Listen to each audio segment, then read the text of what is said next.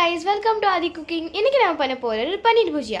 அதுக்கு தேவையான பொருள் ஒரு கரண்டி உப்பு, 2 பிஞ்சி மஞ்சள் பொடி, குட்டி தக்காளி 2, ஒரு உள்ளி கட் பண்ணி வச்சிருக்கேன், 2 மிளகாய் கட் பண்ணி வச்சிருக்கேன், கொஞ்சம் வெளுத்துள்ளி கட் பண்ணி வச்சிருக்கேன், அரை கரண்டி மிளகாய் பொடி, 2 கரண்டி எண்ணெய், 150 கிராம் சீவன பன்னீர்.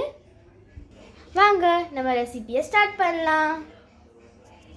ஸ்டவ்வை ஆன் பண்ணிவிட்டு கடாய் வச்சிடணும். ஸ்டவ்வில் கடாயில் 2 கரண்டி எண்ணெய் ஊற்றணும்.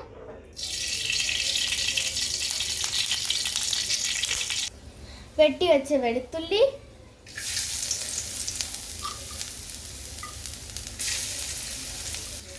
ஸ்லோவாக வச்சு கிண்டி விடணும்.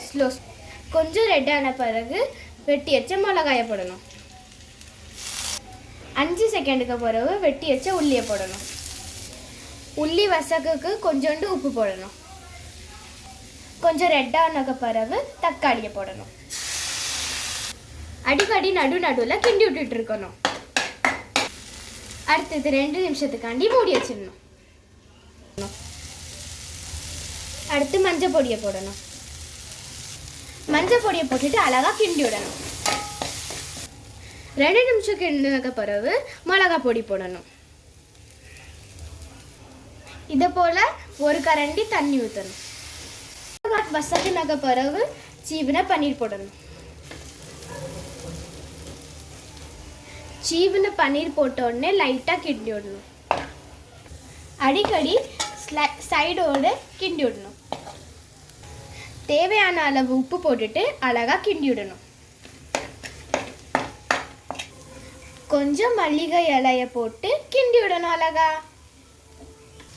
மல்லிகை இலையை போட்டுட்டு 2 செகண்டுக்கு கிண்டி விடணும். நம்ம பன்னீர் புஜியா ரெடி ஆன பிறகு அடுப்பை சுற்றி கொஞ்சம் வைக்கணும்.